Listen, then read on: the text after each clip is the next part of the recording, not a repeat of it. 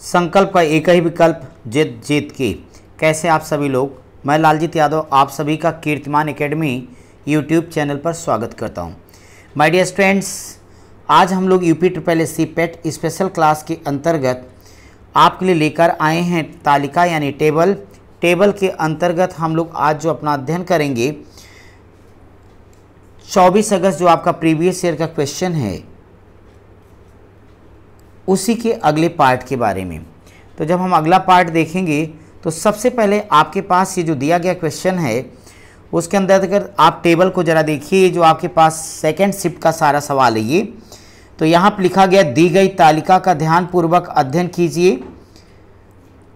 दी गई तालिका का ध्यानपूर्वक अध्ययन करके पूछे गए प्रश्नों के हम लोगों को उत्तर देना है। अब यहाँ देखिए 4 तालिका आपको दी गई जिसमें व्यक्तियों की संख्या A, B, C, D दिया गया और सप्ताह के विभिन्न वस्तुओं की बिक्री के बारे में यहाँ पे जानकारी दी गई है। अगर मैं बात करता हूँ आपसे कि यहाँ पे आपको डेज यानी दिन दिए गए और ये सारे व्यक्तियों के नाम दे दिए गए। अब इसी की बेस पर जो क्वेश्चन हमारे पास हैं, देखिए उसमें पहला सवाल क्या है।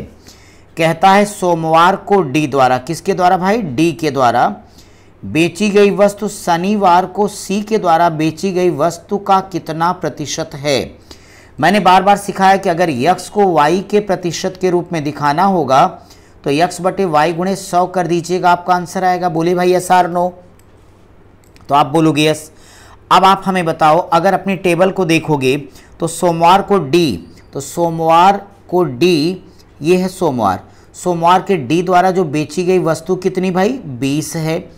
इसके बाद में शनिवार को सी, तो ये रहा शनिवार को सी और सी के द्वारा बेची गई वस्तु कितनी है? 45। तो आपको 1 सेकंड की देरी किए बगैर सीधे क्या करना चाहिए? 20 अब बटे में 45 गुणे में आप 100 कर दो। सभी जानते हो 5 चौक 20 हो जाएगा, 5 नवा 45 हो जाएगा। अब ये आपके पास में आएगा 400 बटे में 9।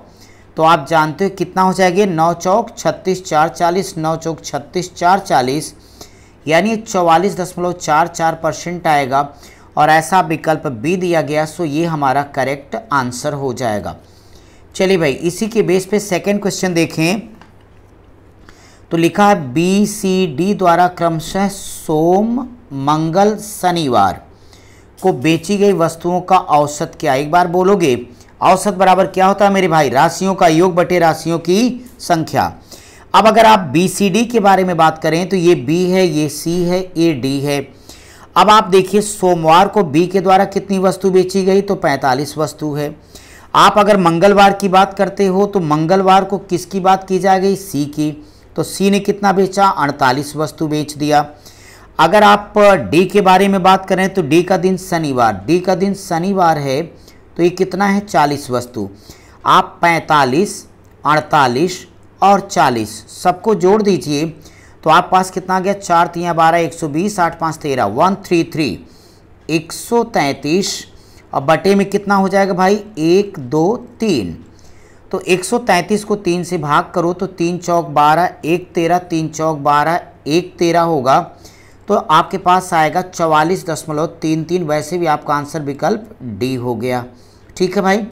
क्वेश्चन नंबर 3 के बारे में अब हम बात करेंगे आपसे।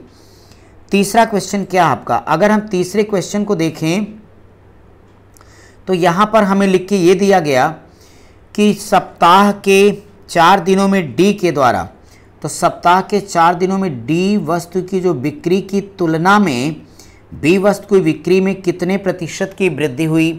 तो भाई बार बार मैं आपसे कहता हूँ कि अगर प्रतिशत वृद्धि कहेगा तो आपने फार्मूला पढ़ा है क्या? वृद्धि बटे, बोलो एक बार, मूल मान और गुणे में ये 100 आ जाएगा। अब अगर हम अपने सवाल को देखें तो कहता है सप्ताह के सभी 4 दिनों में डी की जो कुल बिक्री है, तो डी की अगर कुल बिक्री जोड़ दो तो 20, 26, 41 और 40 भाई। अगर हम इस नंबर को जोड़ दें तो कितना आ जाएगा? 6 1 7, टोटल 127 हो गया। तो डी की 100 टोटल कितनी हो गई? 127 आ गई।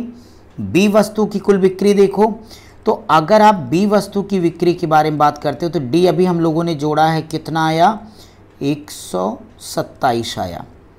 चलो भाई अब हम बी का ऐसे ही जोड़ लेंगे, तो बी का देखो 45, 50, 28 और 40, इन सभी को जोड़ दिया तो 8, 5, 13 हो जाएगा और ये हमारे पास टोटल 16, 163 हो जाएगा। अब आपको एक बात जानना है कि अगर 163 में से आप लोग 27 को घटा दीजिएगा तो नो डाउट आपके पास क्वेश्चन मार्क बराबर 13 में से 7 जाएगा तो 6 आ जाएगा और यहाँ बच जाएगा 15। अगर 15 में से 12 घटा दो तो 3 आएगा, 36 और प्रतिशतता बताना तो 36 बटे में 127 और गुणे 100 बच्चों तो 0 0 बढ़ा दो। अब अगर इसको भाग करोगे तो 120 यानी 12 3 36 अर्थात 2 बार तो नहीं भाग जाएगी, 3 बार नहीं जाएगी, मिनिमम 2 बार। अब देखो जो 2 से शुरू होगा विकल्प वही आपका आंसर होगा, तो यानी विकल्प ये दोनों तो कट ही गए। अब या तो ए आंसर बनेगा या तो डी। आगे भाग लेके जाऊं तो मिनिमम 8 यानी करेक्ट आंसर कौन होगा, पहला विकल्प, तो 28.3% आपका उत्तर हो जाएगा। इस टेबल के बेस पर हम क्वेश्चन नंबर 4 देखेंगे। अगर मैं चौथा सवाल देखूं तो कहता है सोमवार को बेची गई वस्तुओं की संख्या, कब, तो सोमवार को बेची गई वस्तुओं की औसत संख्या शुक्रवार को बेची गई वस्तुओं की औसत संख्या के मध्य में कितने का अंतर है। तो माय डियर स्टूडेंट, सोमवार को बेची गई अगर वस्तुओं की बात करो तो 40, 35, 25 और 30, टोटल जोड़ो कितना आया 130, 130 हो गया। शुक्रवार को बेची गई वस्तुओं के बारे में बात करो अगर मैं शुक्रवार के बारे में बात करूंगा तो आपको एक चीज़ तो अच्छे से समझ में आ जाएगी कि जब हमने सोमवार जोड़ा था तो ये था टोटल मेरे भाई और ये बराबर 130 आ गया। लेकिन जब हमने शुक्रवार की बात की तो शुक्रवार को 25, 28, 15 और कितना है 41, यह 109 हो जाएगा। यहीं घटा लीजिए फिर एक साथ औसत निकाल लेंगे। अब आप सभी जानते हो कि 10 में से अगर 9 गया तो 1 बच जाएगा, यहाँ से 2 हमारे पास आएगा यानी 21 आ जाएगा, यही ना। तो क्वेश्चन मार्क बराबर औसत होता है राशियों का योग बटे संख्या, 21 बटे में 4 कर देना, 4 25 में 20 आएगा और 1 21 होगा, 4 दूनी 8, 4 25 20, 5.25 और ऐसा विकल्प बी है। सो ये आपका करेक्ट आंसर होगा। क्या सबको समझ में आ रहा भाई? यदि हाँ है तो ठीक है भाई, फटाफट ज़रा वीडियो को लाइक कर दीजिए, कमेंट और शेयर जरूर करिए सारे लोग।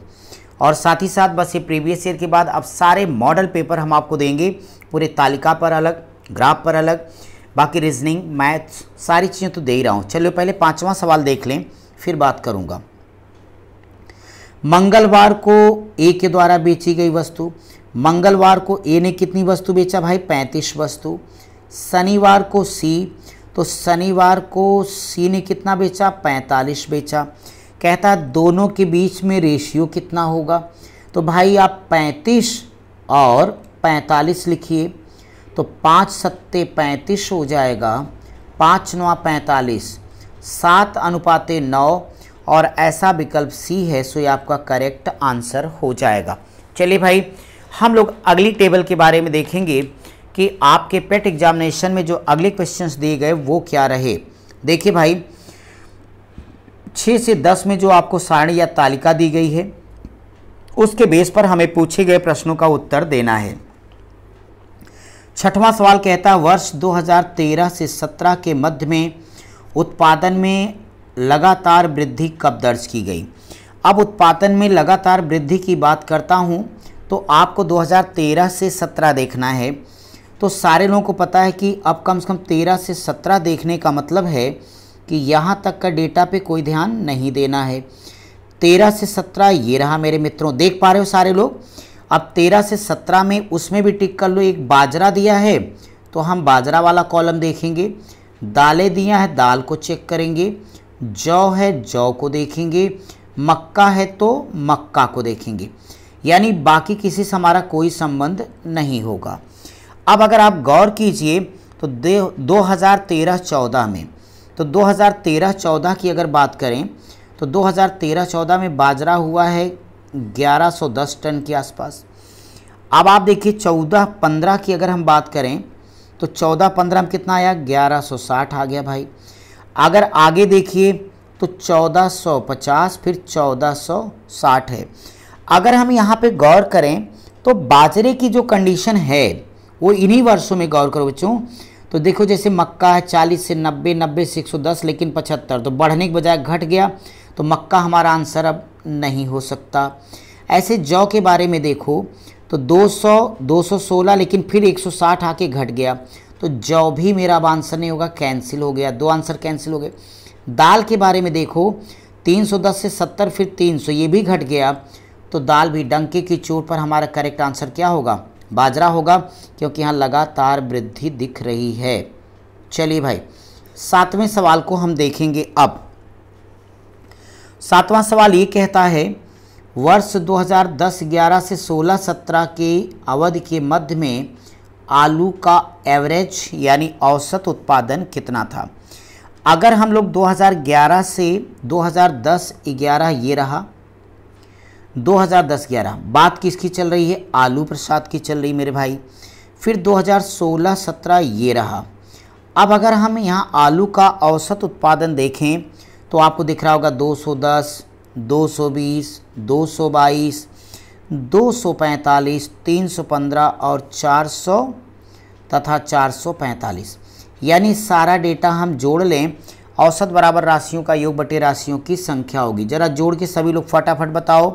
तो अगर आप जोड़ोगे तो कितना आ रहा है, 2057 डिवाइडेड बाई 7, तो ये हो जाएगा 7 दूनी 14 हो जाएगा अपने पास जी। तो 7 दाम 70 सीधे कर लेता हूँ आपके पास, यानी हो जाएगा 140 और 20 से आपका ऑप्शन शुरू होता है कौन सा भाई, तो आप देखिए आगे बढ़ना पड़ेगा, है ना।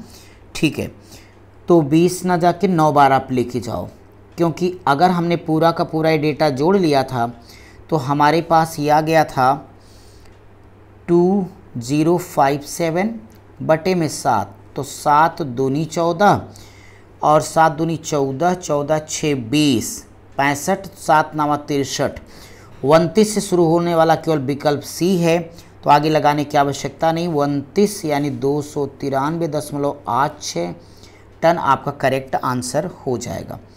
अब मैं आपके 8वें क्वेश्चन को देखना चाहूँगा। अगर 8वां क्वेश्चन की मैं बात करता हूँ तो आप थोड़ी ध्यान दीजिए।